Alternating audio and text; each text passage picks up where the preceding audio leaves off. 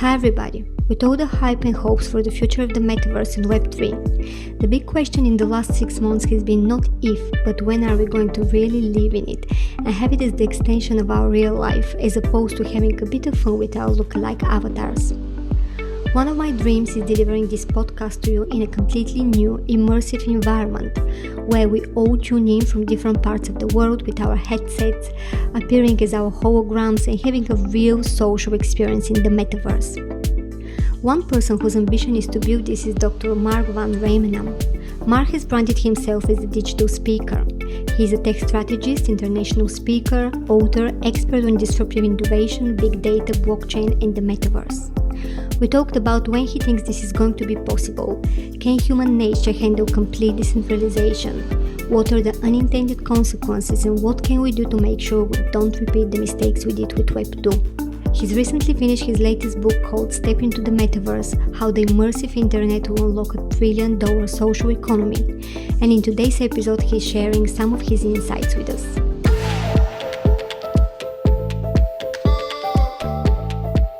Welcome to The Product Show. Insightful interviews with founders and tech leaders sharing how they hack product growth.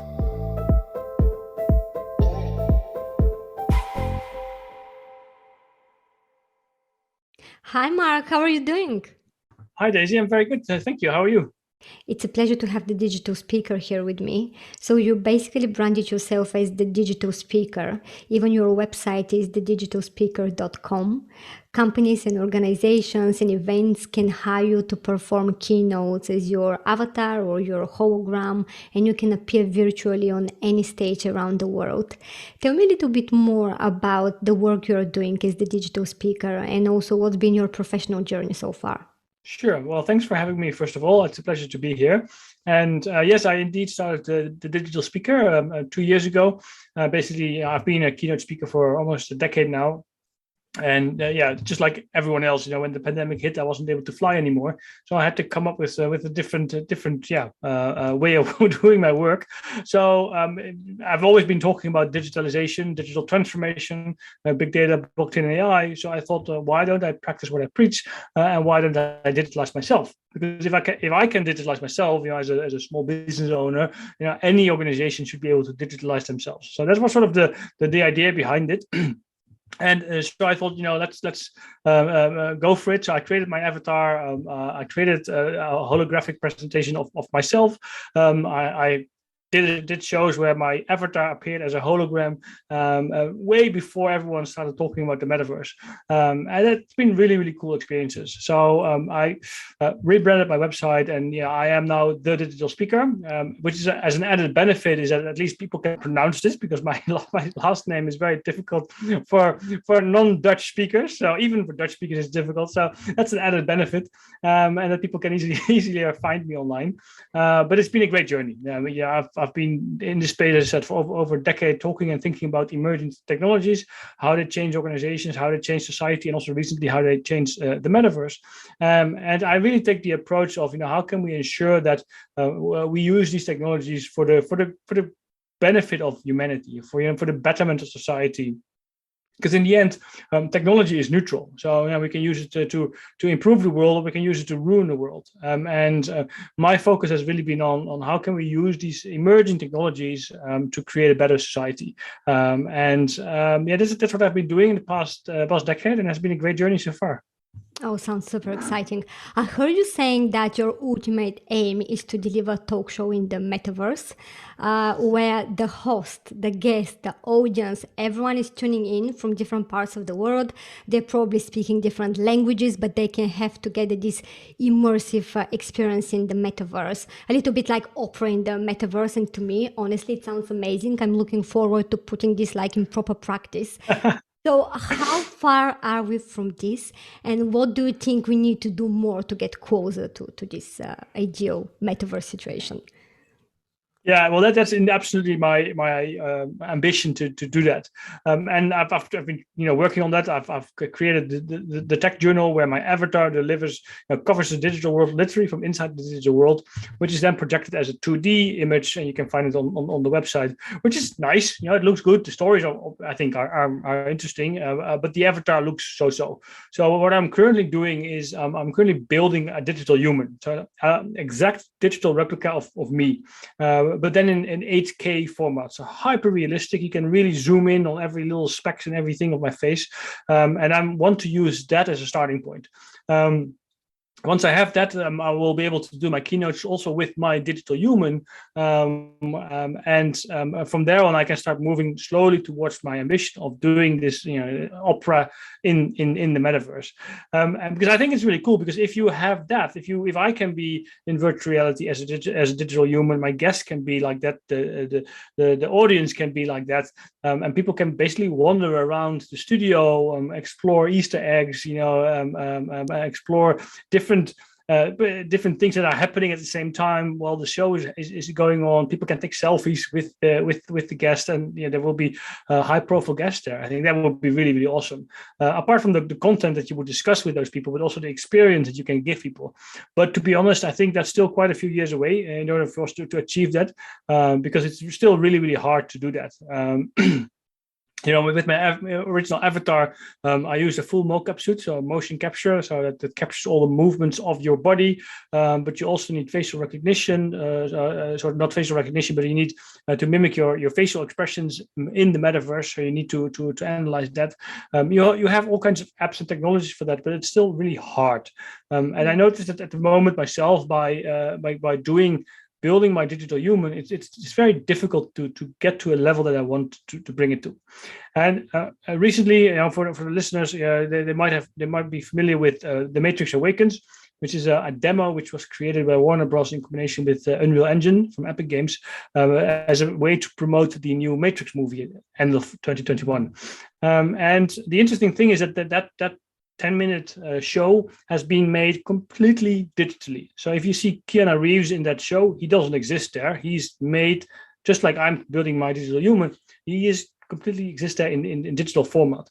But there were 200 people working on that project to make that happen. So that sort of shows you how challenging it is to get to that level where I want to go. But yes, it's definitely my ambition to at some point invite you to my talk show as a digital human, and to have a great metaverse experience. Yeah, I totally agree. It's super hard to deliver this immersive experience. I follow quite a lot of projects, and the majority of them still feel a little bit, I don't know, it's not really organic, it's not really immersive, it's a little bit manufactured.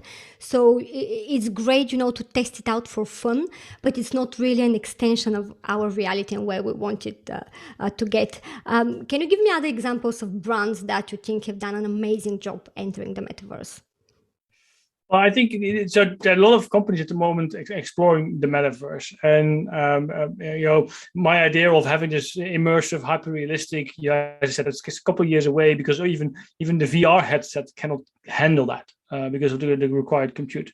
But at the same time, we see a lot of brands stepping into the metaverse as well. There's a lot of luxury brands who have explored this new way, this new channel, this new marketing opportunity to connect with Generation Z, Generation Alpha.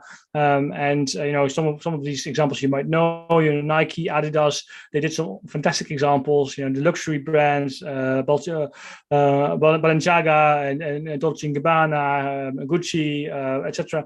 But they all have explored this new perspective, this new world where they can connect with customers and future customers in completely new ways, in Decentraland, on Roblox, in the sandbox.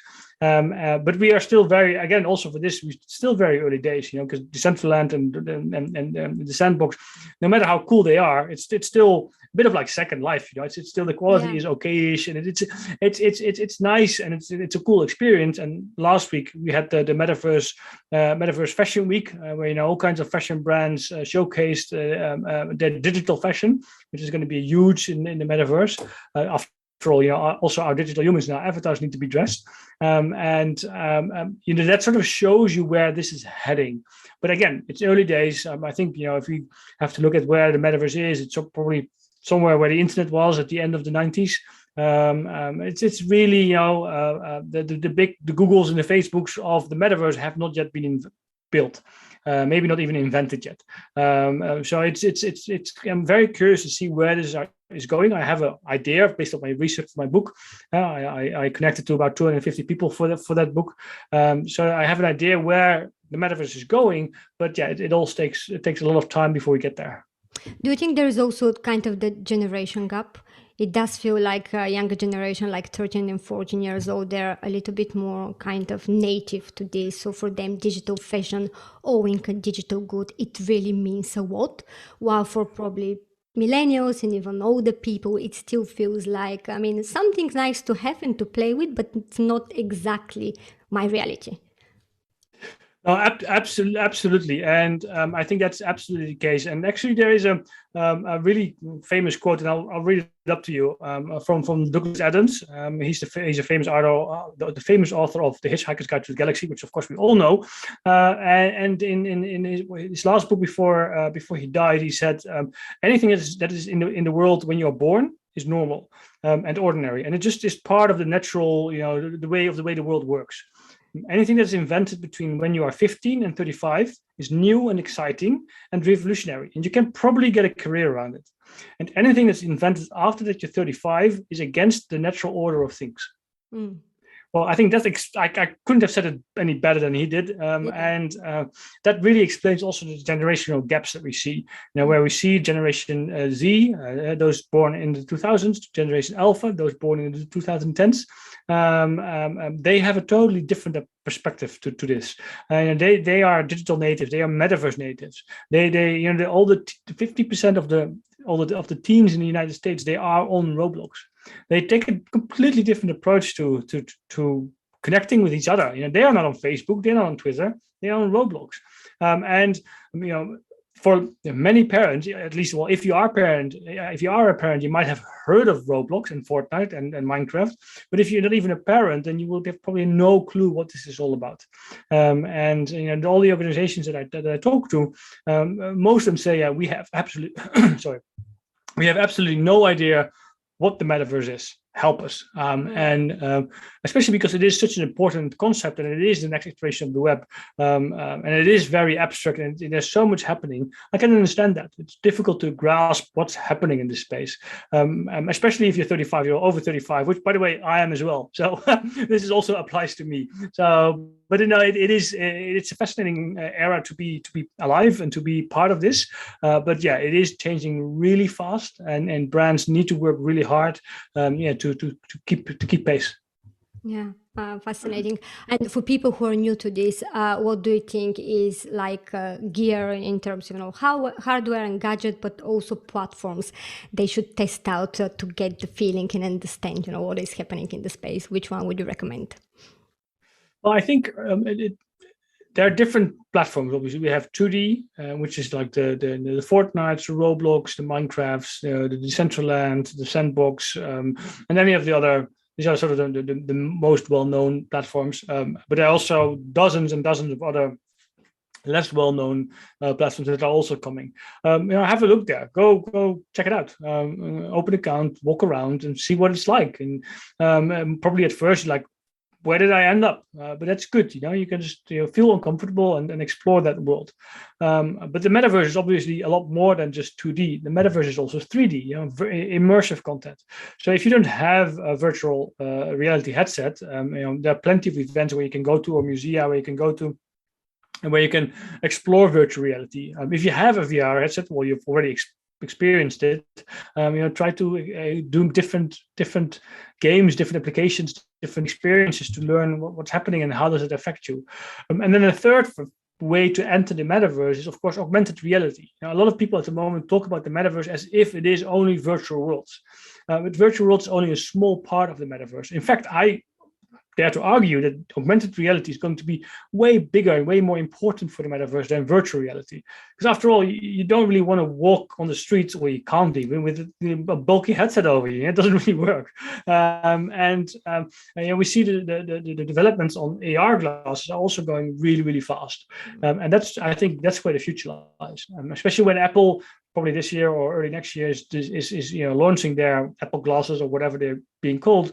I think that will be like a really a pivoting moment.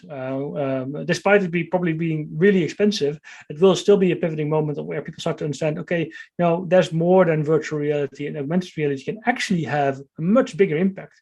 Because imagine, if 5 years from now, we can have a sleek AR glasses, or maybe 10 years, and we don't need our iPhone anymore. We don't need our laptop anymore. We just go to the office or we go to a cafe and we put on our glasses and we can work. We have 5 monitors in front of us, and if we need a 6th or 7th monitor, we just spin one up. We have a keyboard that works for us. It's a completely different way of working, and that's where we're heading, and that's why I think augmented reality is really the key driver behind the metaverse. Amazing. I mean, I think we are all looking forward to what Apple are going to deliver. The pressure is on. Let's see. Definitely. Let's see if that's going to completely wipe our mobile phones, at least.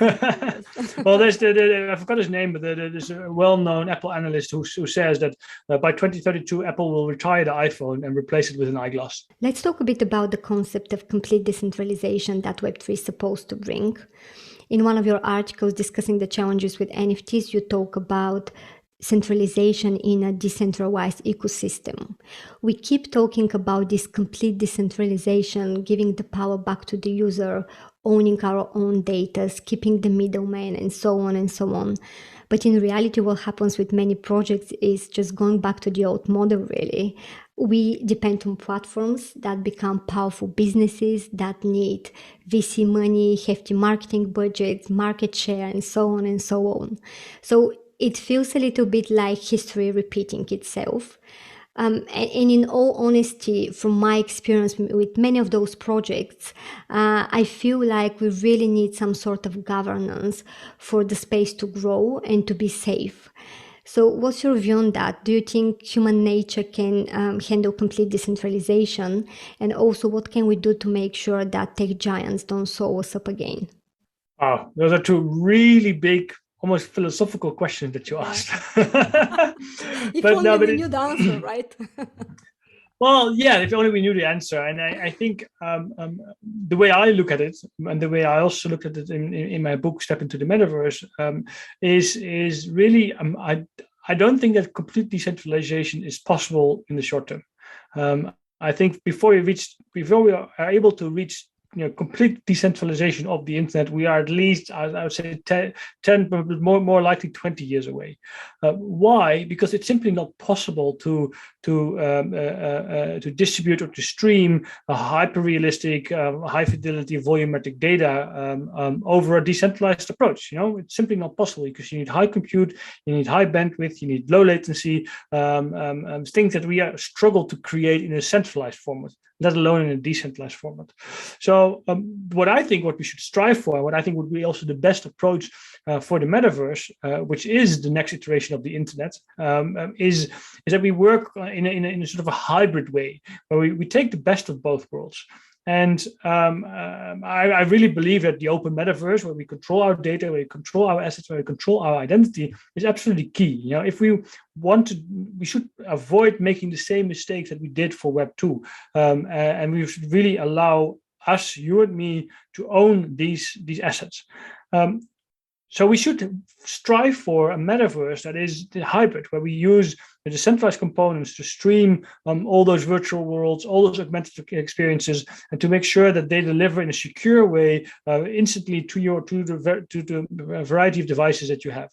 At the same time, those centralized organizations should allow the users, should enable interoperability, should allow the user to own these assets, to own their identity, to own the data, and to take the data away from the platform to another platform, so that whenever you earn or you buy or you win or you conquer or you create or whatever a particular asset in a particular platform, you can take that away from one platform to another. And I think that is the best best of both worlds for everyone, and also for big tech, although they might beg to differ because they are addicted to our data. But in the end, it will allow us to create a bigger pie instead of having the big tech taking a bigger slice of the pie. And I think what we also see in Web3 is that, how did we end up in the situation that we are currently in Web 2 is because Web 1 was very hard to build. If spinning up a website was really, really hard. Hosting your website was really, really hard. So naturally, we had these centralized organizations who thought, well, we can do that for you, and we charge you a little bit, or we charge you nothing for that. And that, as a consequence, these became the big tech that we know today. Big Web3 and the metaverse is really, really hard to spin up a Decentraland, or to spin up the sandbox, or to spin up an immersive experience. So we have these centralized components who say, well, we can help you with this, and we can charge you for that, or we give it away for free and we take your data. And as a consequence, the Web3 parties will become really, really big and will become the big tech of tomorrow. However, we still think we should strive that we, from the data, identity, and assets perspective, that we control that and not the big tech. And I think what we see happening in the new companies working in Web3, that they have this perspective. They have this approach of giving back the data to the ones who created it. And I think that is a good thing. But it is also very important to be aware of that the metaverse can perfectly exist without Web3. Right. And a lot of people forget that, because a lot of people think that Web3 equals the metaverse. They're not the same thing. Yeah.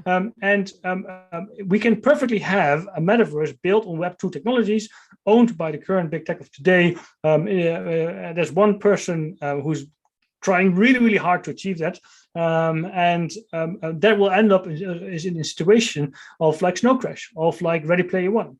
But the metaverse doesn't have to use Web3.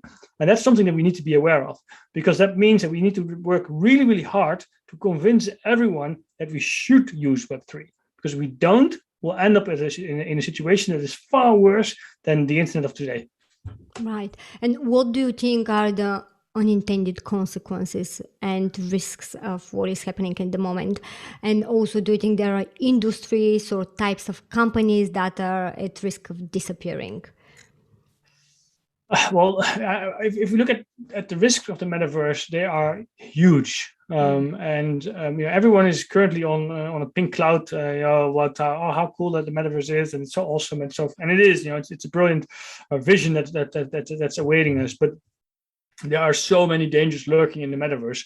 If you think that Web 2 is polarizing, if you think that Web 2 is causing unintended consequences in society, if you think that Web 2 is threatening democracy, think again, because the metaverse will only extrapolate that. If you have deep fakes that you literally cannot distinguish from reality, if I can make a digital human of myself, you can do that too. You can clone my voice and you can be me. And it's very difficult for me then to tell people that you are not me. Right. This gets really confusing really quickly. But it's that's only one tiny thing. We also see women being groped and being arrested, being sexually harassed in the metaverse. And that's a horrible thing, because to our brains in the metaverse, if virtual reality is at such a high level, your brain can't distinguish between reality and fake. So that woman that's being groped is experiencing that as if she's being groped in the real world. That's a really terrible thing. We have, from at the same point, if you're playing, a first-person shooter that's hyper-realistic, it could lead to post-traumatic stress syndrome, because to your brain, you are in the war.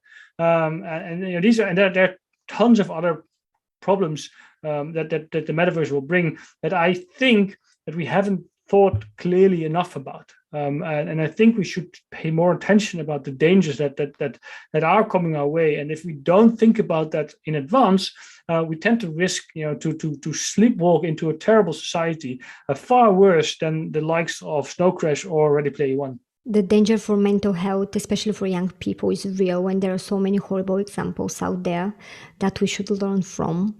On a more positive note, though, in one of your books, you talk about using blockchain for social good, how it can contribute to solving climate change, reduce voting fraud, fix our identity systems, improve fair trade. So you basically describe a world built upon peer-to-peer transactions and smart contracts.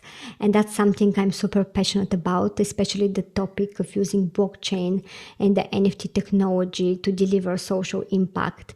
Can you give us examples of great projects in the space? Yeah, so it's very interesting because I wrote that book, Blockchain Transforming Your World, so our business and transforming your business and our world 5 years ago. I co-authored with Dr. Philippa Ryan while I was doing my PhD, and at that moment, there was all the hype, all the ICO, also all the scams, all the money making, all the gold rush, and we looked at this technology and we thought, this is a fundamental technology. This goes way beyond the scams and the gold rush that was happening back in 2017 and 2018. So that's what we set out to do. And the fact that once you have a database, because that's what a blockchain is, that is readable and that you can add your data to, but you cannot edit your data, that just changes everything. And all of a sudden, people who didn't trust each other can trust each other, and we don't need intermediaries anymore. And we can use decentralized finance, which I think is a really interesting concept, to give the unbanked access to financial inclusion. And once we are able to do that, we can bring up on board 1.7 billion people who don't have a bank account at the moment, and that's what blockchain can do. Blockchain can fight corruption, can fight problems with voting, can make fair trade really fair. And you see also a lot of examples in that regard where supermarket, I think Walmart, for example, looks into how can we make the farm to plate supply chain transparent. And I think that's good for the farmer, because the farmer better knows what's happening with their produce and knows that the produce are being, they receive an honest pay for it. But the consumer also understands better how that produce came about and how that produce arrived from Latin America to, let's say, Europe or America. And I think that is really, really important. And there's so many examples within all industries where blockchain can benefit. Apart from the financial, you see, for example, also the supply chains. A lot of supply chains in the world, I would say it's remarkable that have always been working so well until obviously the pandemic hit, because knowing how complex they are and how much paper is being used, and blockchain can get rid of all that, so it can really make a supply chain a lot more efficient and effective. So to me, blockchain is still a fundamental technology that still has the potential to really impact the world and change the world. And blockchain is, of course, part of Web3, with the Web3, how you said, concept. And it's up to us now how to implement that blockchain, the technology, in all the different parts of our society to improve our society. Right. And you're also working on another book at the moment called Step into the Metaverse. Tell me a little bit more about the topics that will be discussed in it, and also when is it going to be out? Sure. So Step into the Metaverse, I just finished it a couple of weeks ago. It will be published in May 2022. So that's in a couple of weeks, depending on when you're listening to this. And with this book, I really set out to create sort of a blueprint of how can we create an open metaverse, because I truly believe that we need to change the way the internet works at the moment, because what we have today doesn't work for society. It works for a small, tiny elite who make billions and billions of dollars, but it doesn't work for the majority of people. And the damages that it does to society are just too big. So, and now we have this technology coming our way that will increase the data collection 10 to 100 times compared to today.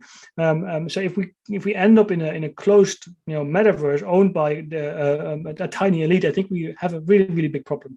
So with this book, I really set out to write sort of a blueprint of how do we get to an open metaverse. But to do that, I first need to describe what is the metaverse, and what it has the potential for the metaverse to become. And then I go into the depth, into detail about how the metaverse will change our identity, what it will do to being human, where can we be in the metaverse, and how does these virtual worlds and these augmented experiences will affect society and how we play and work and socialize. I discuss how brands can step into the metaverse, what they need to do to get started and to become successful, but also from an enterprise perspective. Digital twins are for me a very important aspect of the metaverse. They're sort of the tier one, with tier zero being the physical world.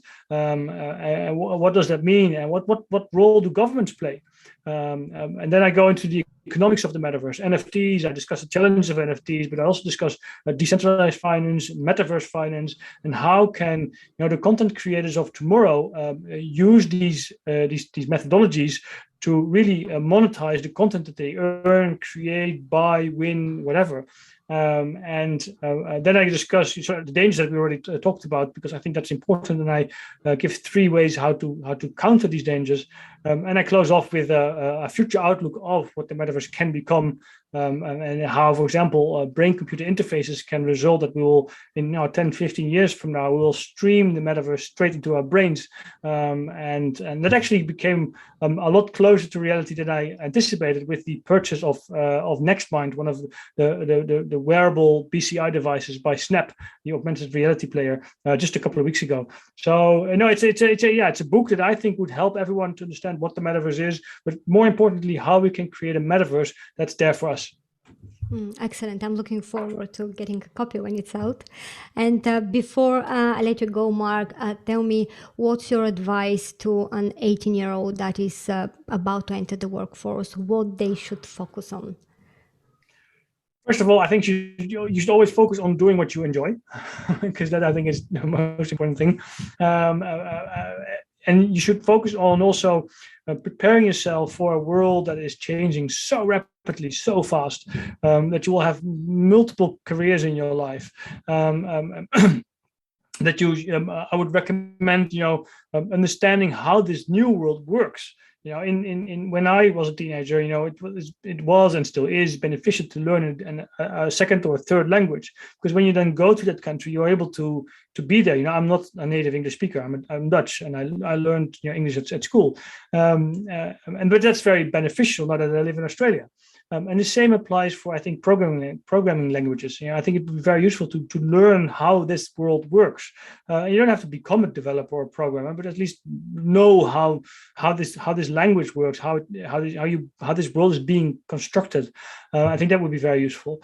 And then be open to change, and enjoy. It's going to be a wild ride. Thanks so much. That was super interesting as expected. Where can people find you online? Well, as you already mentioned, the easiest way is to go to thedigitalspeaker.com. I can also share you my Twitter, which is @Rijmenam, which is a lot more difficult for many people. So the easiest way is to either go to thedigitalspeaker.com, or you can find me on LinkedIn as well. So that's it for today. Thanks for listening, everyone. This podcast was brought to you by Pony. We spent our time designing the future of Web3. Check us out on pony.studio.